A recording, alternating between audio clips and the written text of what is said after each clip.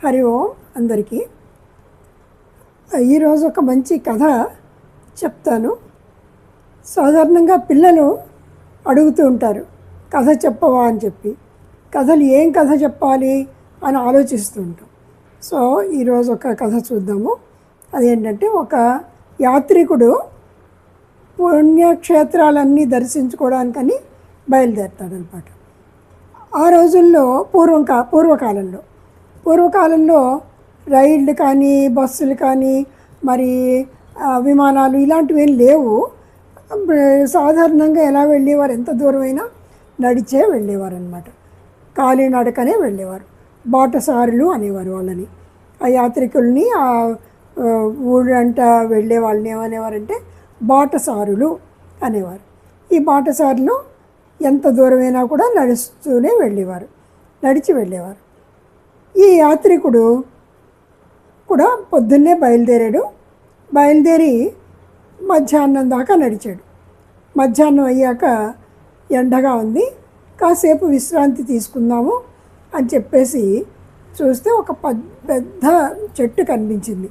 మర్రి చెట్టు ఎలా ఉంటుంది? వటవృక్షం పెద్దది ఆవరించి ఉంటుంది, చక్కగాను నీడ ఉంటుంది.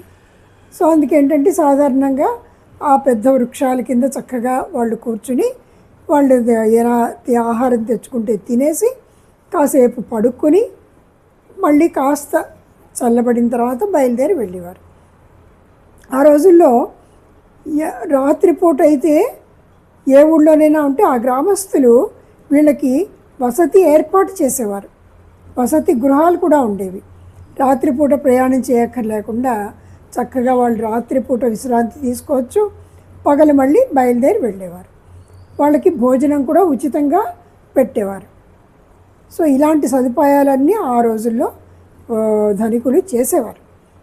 సో ఈ యాత్రికుడుగా కూడా పొద్దున్నే బయలుదేరి మధ్యాహ్నం అయ్యేసరికి ఒక చోటకు వచ్చేసరికి అక్కడ పెద్ద వృక్షం ఉంది. ఆ వృక్షం కింద కూర్చుని తను తెచ్చుకున్న ఆహారం తినేసి కాసేపు పడుకుందాం అనుకున్నాడు. పడుకోవడం అంటే నిద్ర కాదు, కాసేపు సేద తీర్చుదామని ఉన్నాడనమాట. ఆ సేద తీర్చుకునేటప్పుడు పడుకున్నప్పుడు పైకి చూశాడు. చెట్టు పైకి చూస్తే పెద్ద వృక్షము, చక్కగా నీడగా ఉంది, ఎంతో బాగుంది. ఆ పెద్ద వృక్షానికి చిన్న చిన్న మర్రి పళ్ళు ఉన్నాయి. కాయలు, ఎంత పెద్ద వృక్షం ఉంది కానీ చక్కగా చిన్న చిన్న మర్రి పళ్ళు వేలాడుతున్నాయి, మర్రి పళ్ళు కనిపిస్తున్నాయి. సరే, అలా పడుకున్నప్పుడు కొంచెం దూరంలో ఒక చక్కటి తీగ, అంటే ఒక అల్పకంగా ఉన్నటువంటి ఒక గుమ్మడి తీగను చూశాడు. ఆ గుమ్మడి తీగ ఇంకో చెట్టుకి కూడా అల్లుకుంటుంది. అదొక్కటి నిలబడలేదు. తీగ కదా, అర్భకంగా ఉంటుంది, సన్నగా ఉంటుంది, దాని అంతటా అది చెట్టులా నించోలేదు. దానికి ఏదైనా ఒక ఆధారం ఉంటే కానీ నించోలేదు. ఆ గుమ్మిడి పాదు చూశాడు. ఆ గుమ్మిడి పాదుకి పెద్ద గుమ్మిడికాయ ఉంది.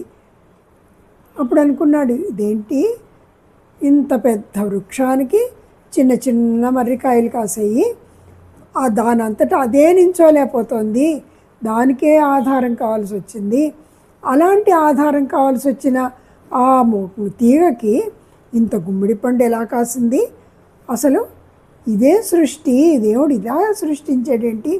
దాని అంతటా అదే నించోలేని దానికి పెద్ద కాయ పెట్టాడు, అదే వేళ్లాడుతోంది అక్కడ బరువుగాను, నేల కొరిగిపోయింది అనుకుంటూ ఆలోచిస్తున్నాడు. ఇదేంటిది అని చెప్పి.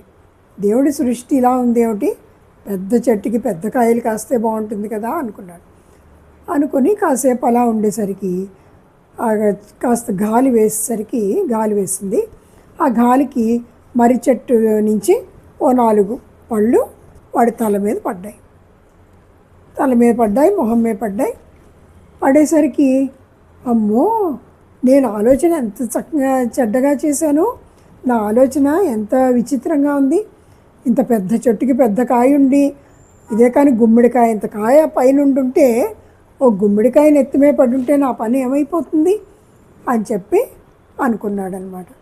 సో ఎంత భగవంతుని సృష్టి ఎంత విచిత్రంగా ఉంటుంది, ఎలాగ సృష్టించాడు దేవుడు.